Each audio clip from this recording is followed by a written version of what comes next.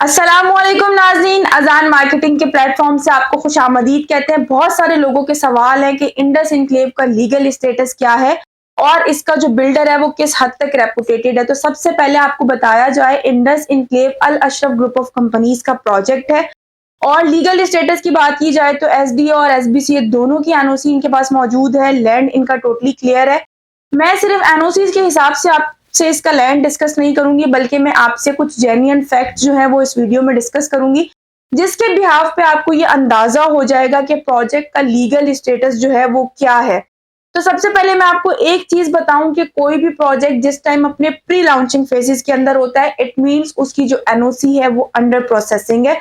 किसी भी आप प्री लॉन्च प्रोजेक्ट के अंदर जब इन्वेस्टमेंट करते हो तो उसका एनओसी अंडर प्रोसेस होता है, इस वजह से वो प्रोजेक्ट प्री लॉन्च के अंदर होता है। जैसे ही उसकी प्री लॉन्चिंग एंड होती है, खत्म होती है, तो वहां पर आप डेवलपमेंट का काम स्टार्ट कर सकते हो। जब तक वो प्री लॉन्चिंग फेजेस में रहता है, आपने देखा होगा प्रोजेक्ट ऑन ग्राउंड नहीं होता। और दूसरी चीज, जब कोई प्रोजेक्ट ऑन ग्राउंड आ गया है, इट मींस कि उसका एनओसी अवेलेबल हो गया है और वो ऑन ग्राउंड आ गया है। दूसरा फैक्ट आपसे शेयर किया जाए, अगर कोई प्रोजेक्ट लीगल नहीं है, उसके अंदर कोई प्रॉब्लम है या उसका एनओसी नहीं आया है, तो उस साइट लोकेशन पे डेवलपमेंट का वर्क नहीं किया जा सकता, क्योंकि डेवलपमेंट का जो वर्क है उसको करने के लिए आपके पास एनओसी का होना बहुत जरूरी है। एसडीए यानी कि सेवन डेवलपमेंट अथॉरिटी की जो एनओसी है वो डील करती है कि लैंड कौन सा है और लैंड का क्या स्टेटस है। लेकिन जब आप वहां पे कंस्ट्रक्शन वर्क स्टार्ट करते हो, कमर्शियल या रेजिडेंशियल घर आप बनाना शुरू करते हो, तो उसके लिए जो एनओसी आपको चाहिए होती है वो एनओसी होती है एसबीसीए, सिंध बिल्डिंग कंट्रोल अथॉरिटी से जो आप एनओसी होता है, जिसके बिहाफ पे आप उस प्रोजेक्ट के अंदर अपना घर बना सकते हैं। तो ये दो सबसे बड़े फैक्ट हैं एक प्रोजेक्ट को लीगल साबित करने के लिए। इसके बाद तीसरी बात आपसे करूं तो वो ये है कि अगर उस प्रोजेक्ट पे बाउंड्री वॉल लग चुका है और आया ये आपको बताया जा रहा है कि वो प्रोजेक्ट गेटेड कम्युनिटी है, तो गेटेड कम्युनिटी होने के बाद उस पे अगर गेट उसका लग चुका है, उसका बाउंड्री वॉल लग चुका है, इट मींस वो प्रोजेक्ट अपना एनओसी का प्रोसेस जो है उसको क्लियर कर चुका है।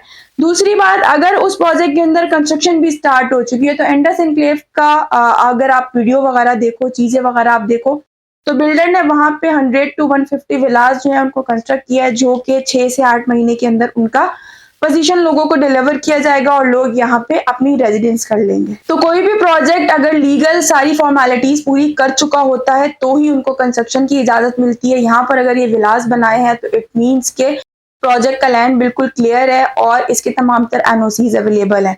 बाकी यहाँ पे पानी जो है उसकी भी सहूलत मौजूद है, बिजली भी यहाँ पे इंस्टॉल कर दी गई है और गैस भी सोसाइटी के बाहर इंस्टॉल हो चुका है। जैसे ही आप रेजिडेंस करोगे, क्योंकि गैस वालों का एक रूल होता है कि जब 50% आबादी आती है तो ही वो गैस प्रोवाइड करते हैं, तो आप लोगों को जो है गैस सोसाइटी के अंदर भी अलॉट कर दिया जाएगा। तो मेरे ख्याल से इन फैक्ट्स के बाद किसी की भी अगर कोई डाउट है फिर भी एनओसी से रिलेटेड, तो वो हमसे स्क्रीन पे दिए गए नंबर पे राब्ता कर सकते हैं, हम उन्हें एनओसी जो है वो शो कर देंगे। इसके अलावा ये बहुत बड़े जेन्युइन फैक्ट्स हैं एक प्रोजेक्ट को लीगल साबित करने के लिए। तो अगर आप इंडस इनक्लेव में इन्वेस्टमेंट करना चाहते हैं तो रेजिडेंशियल के अंदर आप 80 और 120 स्क्वायर यार्ड के प्लॉट 3 साल की आसान तरीन एक साथ पे हासिल कर सकते हैं।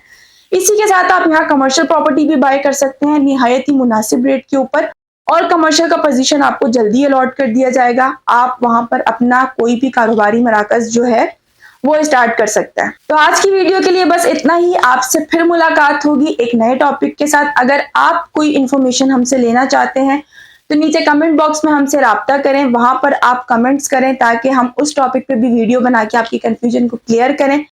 For booking and details call now 0311 101 3935। Allah Hafiz.